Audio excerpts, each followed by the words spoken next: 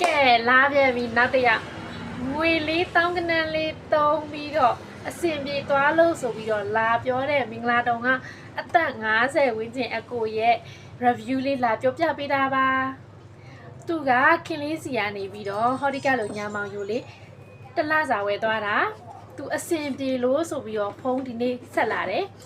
ညီမကြီးတဲ့အကိုကတလားစာဝယ်ထားတာတဲ့အဆင်ပြေတယ်တဲ့လှမ်းပြောပေးတာပါတဲ့ညီမကတလားနေလို့ရှိရင်ပြန်ဆက်ပေးပါဆိုလို့အကိုကပြန်ဆက်ပေးတာပါတဲ့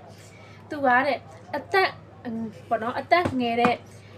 အမျိုးသမီးကိုယူထားတာ10နှစ်လောက်กว่าတယ်ပေါ့နော်အဲ့ဒါကြောင့်မလို့ तू ကတက်50ဝန်းကျင်ဖြစ်နေတဲ့အတွက်စမ်းဆောင်ရည်ကြနေတယ်ဒီပန်းညိုတွေထောင်မအားနေပြီးတော့အကြောအားနေတာတွေ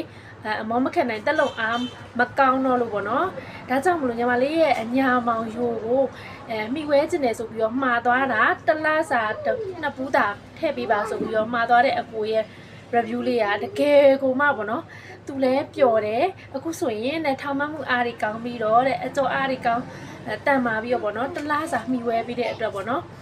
ဒီလောက်လေးနဲ့အဆင်ပြေရဆိုလို့အဆင်ပြေလို့ပေါ့နော်အကိုကတကယ်ကိုလဲဝမ်းတာတယ်ပြီးတော့မျိုးသမီးရပါတော့တကယ်ကိုအဲ့နေအော်ပြီးတော့ပေါ့နော်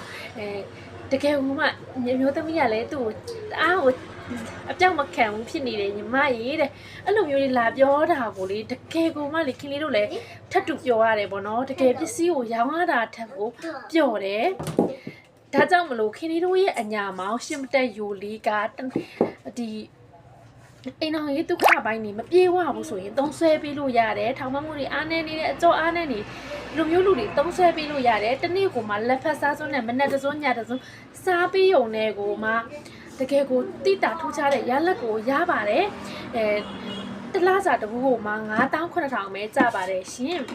အကဲမှားယူစနေဆိုရင်ဘိုင်ဘာနံပါတ်ခွင့်ရှင်ကလေးရှိခုကိုအသေးစိတ်မြင်မြန်ဆွတ်တယ်ပြီးတော့မှားယူလို့ရပါတယ်ရှင်ဒါပေမဲ့ကိုတို့တခုကြိုပြောချင်တာကဒီဘလောက်ထိဘယ်နှဘူးစားတဲ့အထိအာမခံပေးနိုင်လဲဆိုအဲ့လိုမျိုးမေးလာရင်တော့ဟောနော်အဆင်မပြေဘူးဘာလို့လဲဆိုတော့တယောက်နဲ့တယောက်ပေါ့နော်ခုခံအားတွေအပြေပြောက်ဖွဲ့စည်းပုံတွေတယောက်နဲ့တယောက်မတူဘူးဒါကြောင့်မလို့ပေါ့နော်ခင်လေးတို့ပြောနိုင်တာက